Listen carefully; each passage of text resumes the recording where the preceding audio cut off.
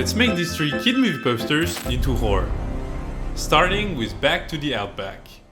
First thing first, let's cut out this nice off-road car from the movie. Then I'm gonna use the object selection tool to mask out Chaz and adjust his position with a little bit of puppet work. The idea for this poster is to make the hunt a little bit more aggressive. But before that, we're gonna need a background. So I'll import these nice desert hills and blend in a bit of ground underneath. Next, let's add a night sky to our scene. And I know the colors don't match, but we'll worry about that later. For now, we're gonna get Pretty Boy, the koala, and we have to replace his arm since there was a snake on the original one. Since Chaz is shooting at the koala, we need a muzzle flash, but also a nice 3D bullet in the foreground. And I'm doing my best not to cover up the koala's face with the bullet. And since it's moving really fast, I also added some motion blur to it. Now that we're done with the composition, we really need to color match everything.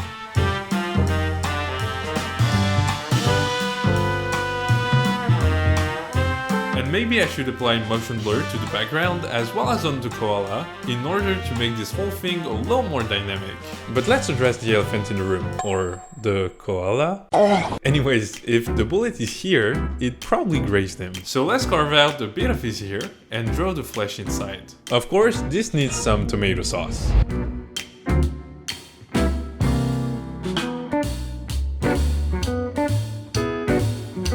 But since he's being chased, he should probably look a little more scared. So I'm erasing his eyes and drawing new, smaller irises as well as a reflection. While I'm at it, I'm also extending his mouth a little bit.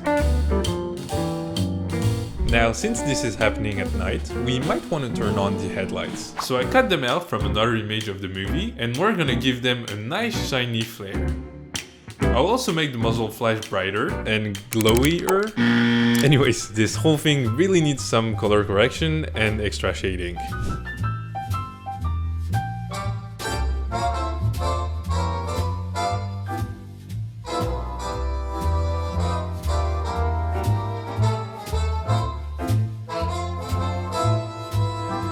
If you also tell yourself nice job team after making a kid movie absolutely terrifying, well, the shirts are available at parttimeartist.com and the link is in the description. Nice job team! The only thing missing now is the title, and I thought we would call it Down Under Killer. Next up is Spongebob. It's pretty crazy that even after all these videos I never did Spongebob. Let's start things off by replicating the holes in the original poster. But instead of paper, we're gonna make our background out of this metal texture. Obviously, that's way too clean, so let me import the rusty texture and blend it in, but I'm also adding these bent metal pieces at the bottom and matching them to the rest of the background using levels and tint and saturation.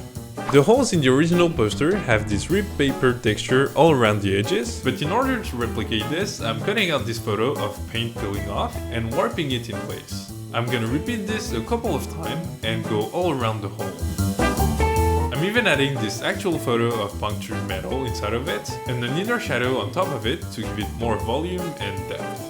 This was a pretty long process, so instead of starting from scratch for the other one, I'm just copying it over and making sure it fits and feels a little bit different from the first one. You've probably noticed that the original poster is blue and this isn't. So I'm making it blue, but also overlaying the iconic Spongebob pattern all over it. But we're still missing the characters, so let's import Patrick and cut him out roughly, because I'm gonna mask him with the shape of the hole anyways. Hold up!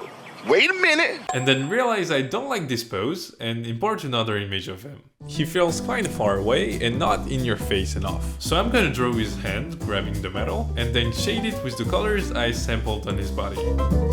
Let's import Bob as well and mask him out inside of his hole. I think it would be kind of funny if his nose was sticking out a little bit. So I painted it back in. But now I need to get rid of his shirt and arm so that I can cut out the hands and make him grab the metal just like Patrick. And obviously there needs to be some shadows underneath. But he looks happy and I can't let that happen. So let me erase his pupils using content-aware fill and get rid of his eyelashes as well. Now I'm gonna draw half-closed eyelids and shade them.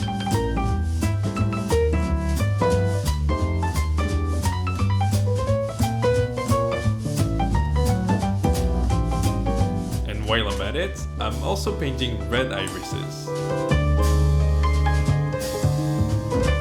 And let me tell you, he looks devious. But I'm not done yet, because he needs some teeth.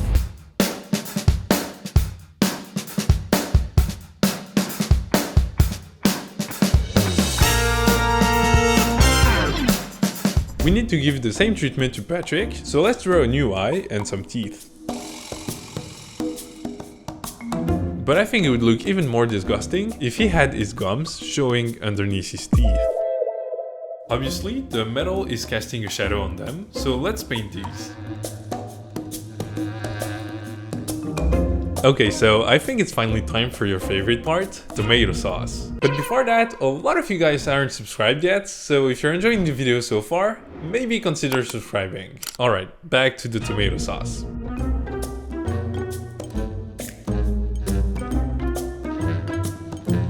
Something I don't do enough of is going crazy with the texture. So why not apply some trippy coral texture on Patrick and some on his teeth, but also some cracks on Bob's eyelids and more texture on the white of his eyes.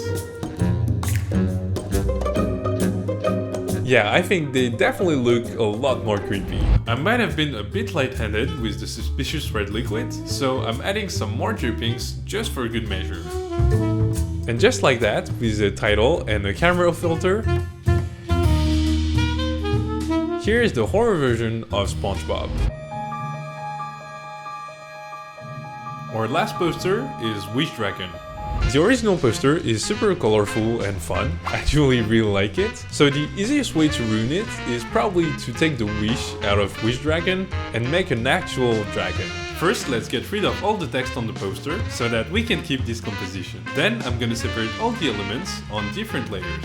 I want this scene to take place at night because everything is scarier at night. So let's import this other city scene from the movie and make it darker and bluer using tint and saturation with the multiply blending mode. Nice job, team. Because of what I'm planning, this dragon is gonna need a brand new head. So I'll cut it out and complete the neck using the stamp tool. Now let's puppet warp his mouth open and fill the inside with black before painting a small edge. I promise this will make sense later, but for now I'm gonna make him red and yellow, but also change the color of his eyes. But if we really want him to look mean, we gotta warp these eyebrows and add some shadows under them. Now the reason I wanted his mouth open is for him to absolutely toast this guy. Okay, we are cooked. I'm adding a bunch of flames that I'll overlay on top of each others and mask them inside of the dragon's mouth. I tried looking for references of people burning in cartoons and animes, but I couldn't really find anything. I think I'm gonna have to go with a very stylistic way, like I did with the log poster. I'm gonna cut out a better pose for this guy, and then paint the part underneath the fire black. Then I'll make it an overlay and apply motion blur as well as the ripple distortion. Because in my mind, this is what it should look like. Anyways, I guess there has to be smoke coming out of the dragon's nose, but most importantly, this girl isn't scared. Which is weird, because a dragon is literally barbecuing her best friend in front of her. So let me fix that by simply painting a new mouse on top. Okay, so it's time for shading.